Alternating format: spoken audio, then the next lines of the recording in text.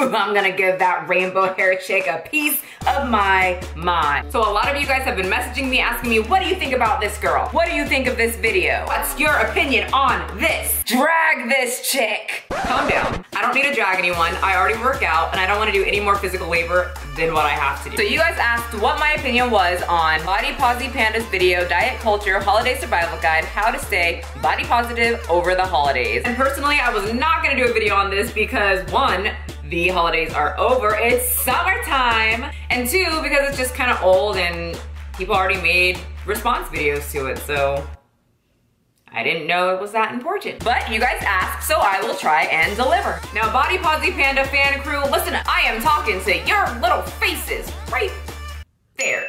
You. Now, I'm under the understanding that whenever there's a video talking about Posi Panda and it's not in agreement of her opinions, she likes to send her followers to small channels like mine, and then have her followers report the video and get the video taken down for this thing called hate speech. So listen up, people. If you think I'm gonna sit up here and call you guys fat and whatever else you think I'm gonna say, I am. Oh no, she didn't. Oh yes, she did. Just kidding. Shh. You're wrong. I'm not. I don't want this video to just bash a certain human being. I want to make this video like I'm having a good old conversation with a girlfriend who has different opinions than me. I'm gonna hear her opinion and then I'm going to say my opinion. I personally think that what I'm going to say is not hate speech, it's just an opinion, and that's the cool thing about all of us human beings. We all have different opinions. That's why we're just so special. P.S. I will not be calling this woman any type of names whatsoever. And it will be interesting to see if the Posi Panda fan club are able to do the same and just conversate with me in a pretty civil manner. So the challenge is on Posi Panda crew. Can we stay civil with different opinion? So I wasn't going to respond to the whole video because it's already kind of long and I wasn't sure how you guys as watchers respond to longer videos on YouTube. So I was going to stay a little bit more basic. But I'm not basic, so we're just gonna respond to mostly everything. So just, you know, it's Saturday morning. What else do you have to do? Sit down, relax, and just watch this video. So without further ado, take it away, Posi Panda. Hey everyone, welcome to my channel and thank you for being here. So today I thought that we could talk about something that a lot of us are gonna need in the next month or so. And that is how to deal with the diet culture shitstorm that is headed our way. So let's talk about diet culture really quick. I started hearing this phrase sometime last year and I never could find a split definition of it. I personally think it's a word that was made up by these people who want to carry on a false narrative. I have not yet found a stone cold, you know, true definition. I think it's just a word made up by the body acceptance community and their, you know, activists to help them push their narrative and push their movement. But I did find a definition from a blog, so yes, that's right, diet culture is a society that focuses on and values weight, shape, and size over health and well-being. Variations of diet culture also include rigid eating patterns that on the surface are in the name of health, but in reality are about weight, shape, or size. So pretty much I've come to the conclusion that diet culture is a culture that, you know, talks about health, blah, blah, blah, it's all about health, but in reality it's just about what you look like, even if the diet is not healthy. Which I find very hypocritical of the body acceptance movement because they never talk about how unhealthy it is to be overweight, how unhealthy it is to eat those kind of foods, and how unhealthy it is to have that much body fat on your body. The same one that comes around every single year around Christmas and New Year's, basically telling us that our bodies are wrong and we should feel really guilty for every single thing we've eaten and that we better hop on the next diet train pretty quick if we want to be happy this year. Now I can agree with that. We all know once the holidays end, and as we see now that summer is rolling along, it's the new diet's that, and this is gonna get your body goal this. After the holidays, my clientele skyrockets. And quite honestly, I loathe getting clients around that time of year because those are the clients that are looking for a nice, quick, fad diet to cut the fat fast, and most of those people do not stick with it. And we all know what happens to fads. they don't last. They last for about a few weeks, especially with me, because when I tell them it's going to be a long process because that's a lot healthier rather than a 2 to 4 week process. And quite frankly, you are not going to lose 30 pounds within a month like all these magazines say. That's impossible and not real. And if you did do it, that means you're just pooping a lot. Now you guys know I love calling bullshit on diet culture, but this time of year it just comes at you so thick and fast from all directions. It's hard to know how to deal with it, what to say, how to protect yourself really. And it could be that you're worrying about family members who are going to come round and attach a load of moral value to every single thing they eat. Oh no darling, I really can't have another mince pie. I've been so good this week and I have to be good next week, and this will just be bad. I will be bad if I have that mince pie. So just because someone else doesn't want a piece of mince pie, that shouldn't make you feel any type of way, unless you are just an extremely insecure person. If someone else decided not to partake in holiday treats, how is that going to stop you? I still have friends that compete. I do not. Them competing and having amazing abs and ripped bodies is not going to make me feel bad about being fluffier than them, because I'm relatively secure in myself. So if we go out and they have their prepped meals and I want some ice cream, they ain't stopping me. They have a goal to compete, I have a goal to eat ice cream. We all got different goals, it's okay. Eat your mince pie and be happy. Other people shouldn't have to eat something to make you feel secure in your food choices. We can barely open our phones or go down the street or even be anywhere in public without hearing about calories counted and pounds lost, and how life would be so much better and easier and happier if we looked different. I can agree with that. I get so many clients saying, oh, if I was this weight, I would look like this, I would be so happy. So truth is, I am extremely happy with my body. I'm a confident woman, I'm very secure in myself, I love my body, but still, occasionally, even though I've lost my weight, I will catch myself in the mirror like, whoa. What is this? What is this? What is that on me? I would look so much better without that. Life would be easier. The skies would be bluer. The sun would shine.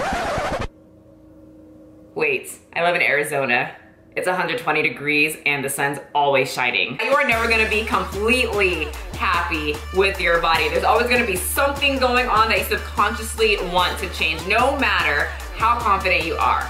That goes for any fitness girl, any thin girl, any average chick, any chick that's also in the body positive community that expresses how confident she is and how happy she is with her body. All of us, even men, are going to find something about our bodies that we are going to want to change. It's part about being human. We're all a little bit insecure. Knows that this is the time of year that they can really cash in. They know that we're going to be spending time with our families, eating what we want, maybe we'll gain some weight, and they know that they can cash in on that, make us feel like failures and make bank. Which is why diet culture is so rife this time of year. And this can be especially harmful for people who are in recovery from eating disorders, or just people who've spent their entire lives falling down the diet culture rabbit hole. The media is always going to make you think that there is something wrong with you and that you should do this X diet trend. I hear so many of the body positive communities, activists talking about how unhealthy diet culture is and how unhealthy, you know, these things that we see in the media, and how unhealthy it is to just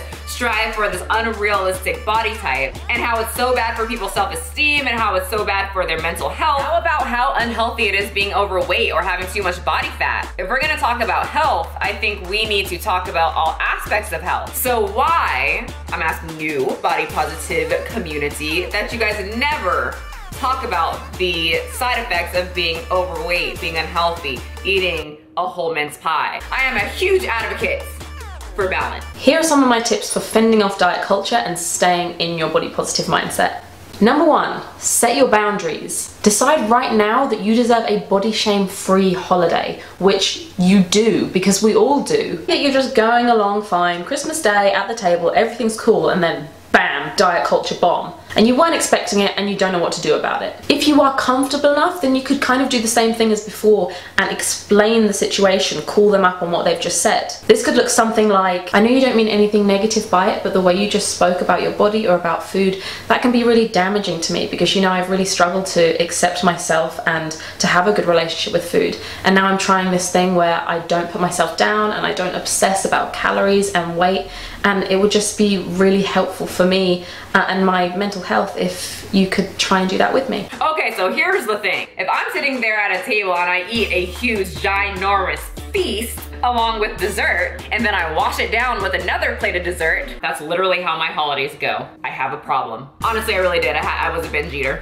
But if I eat all that food, I'm going to make a comment like, OMG, I feel so gross, because I do. OMG, I feel so fat, because I do. Oh my gosh, I feel so bloated and sluggish, because I do. That's what I feel at the moment. To me, that's all normal things to say after a huge binge, and if that triggers you, girl, this is a pretty long video, so comments, Gryffindor if you're still with us, and let's carry on. Or you could say, hey, have you heard of body positivity? It's this movement that's about accepting all of our bodies no matter how they look and making peace with food, and it's actually really been helping me. I mean, I'd be happy to tell you some more about it if you wanted. So what if you say that and the other person says, well, I've heard of it and I don't agree? We shouldn't accept our bodies if they're unhealthy. Accepting a 500-pound body is not acceptable in my life. I refuse to accept it. That's personally what I would say. I do not accept unhealthiness when it comes to at least me or the people who are trying to spread something as healthy when it's clearly not healthy. Or a couple of options if you're feeling kind of sassy. Interesting, yeah. Did you know that 95% of diets fail and there's actually no long-term evidence whatsoever to prove that people can lose weight and keep it off? So the 95% thing is true, and mostly because people do crash diets. I can't stress enough that you want to make small changes that lead to big changes, and the end will be a new lifestyle change over time. I'm not sure why she needed to say the long-term evidence thing, but obviously if someone quits something and goes back to what they were doing before, they're gonna gain weight. Now if you stick to a nice healthy diet, you're going to stay relatively the same. It's been about 10 years since I started to lose weight, and then I gradually lost weight nice and slow, and I'll never go back to what I used to do because I didn't crash diets. Or one option that I've seen my friend Jolie use in action. What are calories? Yes, do that. You don't feel like you want to challenge anyone because, like, I know that level of confrontation, that can be really anxiety inducing. It's okay because you are allowed to just leave. Yes, again, do that again. If talking about health and weight loss is that detrimental to you and causes anxiety and puts you in a state where you are just a mess, it's probably a good idea to not put yourself in that situation. There are tons of safe places like Tumblr and Instagram and Facebook, and YouTube has this great feature called the block button. You can block any type of diet nonsense that is hurting your poor little heart. But honey, if you intend to walk around in what I call reality, you are gonna see things like this, and this. And yes, things like this bother me because usually anything we see in magazines do not offer real or healthy solutions to healthy and long-lasting weight loss. But instead of just shielding your eyes and forcing people to accept being fat, then why don't you educate yourself on health and what healthy weight loss is, and then educate other people? It's okay. You are allowed to prioritize yourself and your mental health. Your mental health is more important than that conversation. Guaranteed. Number 2, make sure you have a safe space to come back to away from all of that noise. Which means, drumroll please, cultivating a social media space that is free from diet culture and full of body positivity instead. Which probably means at this time of year you're gonna have to get pretty ruthless with your block button. You know that one friend that you have on Facebook who keeps trying to sell you wraps or like Herbalife or some shit? Get rid of them. I usually don't block people, but if you're up in my inbox all the time trying to get me to buy Herbalife or any other type of whatever, if your social media feed is just filled with people saying how bad they are and how guilty they feel and how much they're gonna have to work out or deprive themselves and restrict their diets, just block, delete, unfriend, mute. Do what you've got to do. For the love of God, do it. Or maybe just educate people. Whenever I have friends or clients say, oh my gosh, I gotta punish myself for this huge binge that I just did. I'm gonna go run 15 miles. I'm gonna go hike Mount Everest. I'm gonna, you know, swim 100 miles, blah, blah, blah. I'm gonna kill myself and make myself. I'm gonna punish myself for that bad food. I calm them down and just educate them that you're gonna do more harm to your body than good if you think, first of all, you're gonna burn off all those calories. Most, you know, average people cannot. Second, all you're gonna do is make yourself a ton hungrier. It's gonna set you up for another binge. It's a new day, move on, work out, eat healthy, and be normal. Well, not too normal, that's boring, but you know, don't be psychotic. Words to live by. Number 3, Remind yourself why you quit diet culture in the first place. At times when you are surrounded by people who are still in that diet culture mindset, it can be really easy to start doubting yourself, to start thinking that you're wrong and maybe you should go back to that way of thinking. Well, you are wrong. Okay, I don't know if wrong is the right word, but I think you low-key feel guilty because this not succumbing to diet culture sounds like you're just giving up. And when we give up, that makes us feel bad because we feel like losers. Our bodies aren't meant to eat whole mince pies and have so much extra body fat pressing on our internal organs and our joints. It's not normal. We are not meant to have all that going on our bodies. It does not feel good to be overweight or obese, or definitely not morbidly obese. So if you just throw in the towel and accept it, then you're going to feel like you're wrong. Most people, when they binge or eat a lot of fast foods, foods high in sugar or super greasy foods, don't feel mighty and strong and in control after that. When I was a binger and ate a whole freaking cheesecake afterwards, I felt like that cheesecake kicked my ass. I could barely freaking move. Of course we're gonna feel bad. Our bodies know that that's not healthy. And I'm just gonna take a little guess here and say that most of the women in the body positive community know that this is not healthy and just lack the willpower to be healthy. And I mean actually healthy, not doing these fad diets and diet teas. I mean a healthy lifestyle. So remember the reasons why you left it behind. Reason 1, dieting doesn't work. There is a huge body of evidence that proves that between 92 and 97% of diets fail. And actually, so diets actually do work. Just because people fail at them doesn't mean they don't work. A diet is technically anything you eat. And I really think that we should start identifying crash diet between healthy diets. I have failed all crash diets within a span of 4 hours. I don't last that long, and honestly, thank God I didn't, because I would probably be very screwed up. A healthy diet is something that I found relatively, mostly easy to stick to. Why? Because my diet consists of all macronutrients, including carbs, fat, and protein. I eat potatoes, yes, even white potatoes. I drink lots of water. I occasionally get to go to my spot called Freddy's and eat a burger with fries, and sometimes even an Oreo shake. Oh, yes. I don't feel deprived or sad. I'm relatively balanced, and that's why I've been able to stick to it for 10 years. If you choose a diet like the smoothie diet, then you're 100% going to fail. You will lose weight, they work, but you will probably fail, and you're going to go right back to what you were before, probably bigger, and a hell of a lot more frustrating. Oh, and just to clarify, a crash diet is basically any kind of diet that just executes a type of macronutrient. when they fail, it's not your fault. It's not about willpower. It's not about you not being strong enough. So actually, it's completely about willpower and strength. If I had 0 of these things, I would still be 180 pounds and bigger. Strength and willpower is what it takes to achieve something that's hard. It is your body's biologically programmed response to deprivation. When we restrict our food intakes, our bodies go into starvation mode because they think it's a time of famine. So they're like, shit, better hold on to my fat stores. So they do that, they slow down our metabolism, they increase our cravings, they do everything they can to get us back to our set point weights, which means even if we diet and we lose weight at first and we think we're successful, we will gain the weight back and it will not be our fault. So this was really interesting to me because she makes it sound like if you are dieting, you are restricting your body from mass amounts of calories. Like I said, you have to learn to distinguish between a crash diet that's going to restrict your calories immensely and a healthy diet that's not going to extremely restrict your calories. Reason number 2, the diet industry literally makes billions every single year from convincing us that our bodies have flaws and selling us the solution to these supposed flaws. So true, I made a video on how the supplement industry is basically pure shit. Don't buy fat burners, waste of money, I'll link it in the description, but I totally agree with her there. Because the promise of happiness that diet culture gives you never comes true. You know this, you've been there. Has it ever worked before? Have you ever magically become thin and happy? She's partly right. I was one that thought I would be extremely happy if I just got all this fat off my stomach. I was super happy about my stomach, woo, and then I turn around and I see this little line right underneath my butt cheek, and I'm like, cellulite? Why? So then you get rid of it, and then you focus on, oh my god, this little back fat is here, how do I get rid of that too? It just never really ends.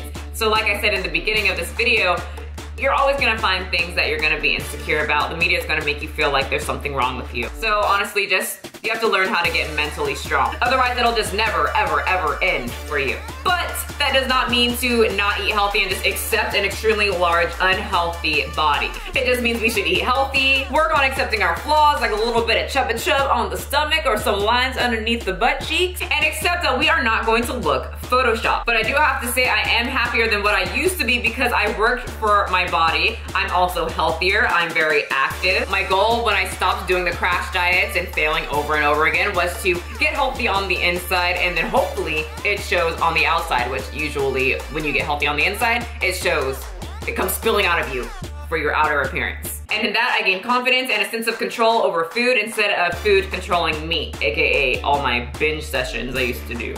Reason number 4, it damages your mental health and screws up your relationship with food. So I can agree with that. Crash diets definitely ruin your relationship with food for sure. And reason number 5, it stops us from truly living our lives. So actually not being able to walk up a flight of stairs and breathing heavy and feeling like you're going to pass out is stopping you from living your life. Having to stick a needle in you to make sure your blood sugar is okay is stopping you from living your life. Being too heavy to get on a roller coaster with any of your family and friends is stopping you from living your life. Just because you stop yourself from eating large amounts of food does not mean that you are not living. Number 4, reach out to people if you have been affected by all the diet culture. Alrighty, so you can watch the rest of the video. She's basically just offering her support on quitting diet culture and how you should talk to other people who have pretty much the same mindset as that. So Posi Panda, I did agree with you on quite a bit of what you talked about in your video, but it sounds like you are saying everything about diet is just bad. And not all diets are bad. Restricting calories can be a good thing for many people. There was a time actually when I started working out a lot, and then I started gaining weight, and I was like,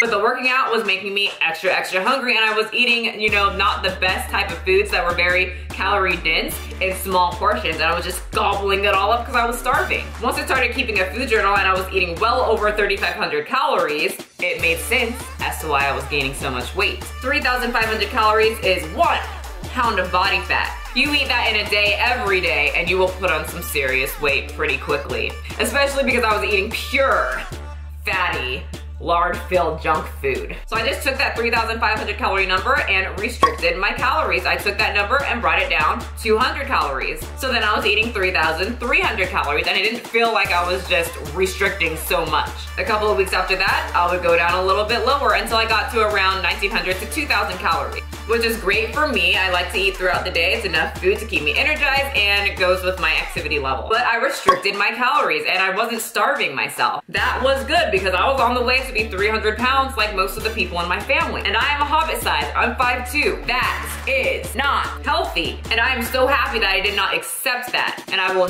never accept that. Honestly, the whole movement along with this video just sounds like these people are telling individuals to just give up. And my clients know I cannot stand when they give up. I always tell them, you can move slow, you can be a tortoise, but do not give up. There is nothing else that's going to make you feel like a loser than if you just give up. So she says in the video the reason why you want to take these plans of action and make sure that you stay body positive and everything's body positive around you, because you're going to feel like a loser or a failure around these type of people. They're not the ones who are making you feel that way. It's yourself. You're the one that quit because it's hard, or maybe you didn't have the right information, and now you're pretty much throwing in the towel. So of course you're going to feel like a loser. You didn't have the willpower or the dedication or even the education to be able to lose weight or get healthy the healthy way. And I really want to focus on this word healthy. Whenever I watch any of these body positive videos, they really focus on saying restricting and feeling miserable isn't healthy, feeling bad is not healthy, starving is not healthy, being too thin is not healthy. Why is it that none of them, that I've seen at least, talk about how overweight is not healthy and how too much body fat is not healthy?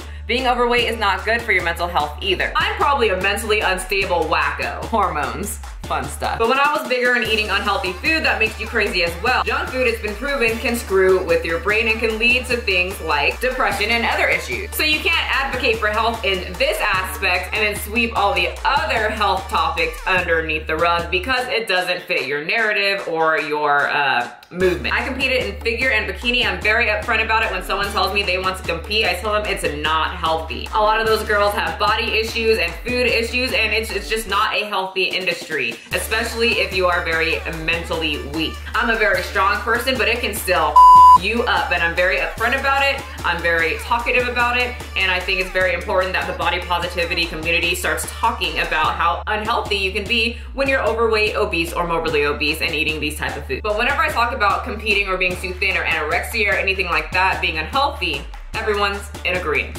No one tries to start anything with me. The moment I say being overweight is unhealthy,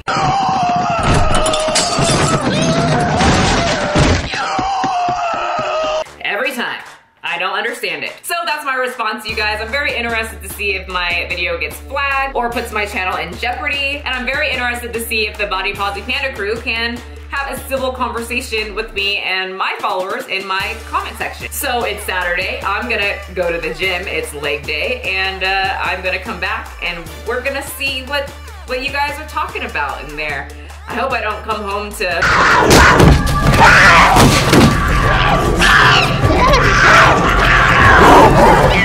in the comment section. My name is Michelle McDaniel. This is my page. My thoughts will probably offend you because everything seems to offend everybody in 2018. Don't forget to check me out on Instagram, sub to my channel, turn on post notifications, and thumbs up or maybe thumbs down this video. And if you guys would like to have help on workout plans, nutrition programs, or maybe you just want some, little tips, don't be afraid to just slide into my DMs. Some people can say in the comment section, a lot of you have slid into my DMs and asking, just for some tips, and I am very approachable. I'm very nice and pretty sarcastic in the messaging center when you guys message me. So I'm not some scary person. I'm not sure why people think I'm just this rude goodness. All right, I'm gone. Bye.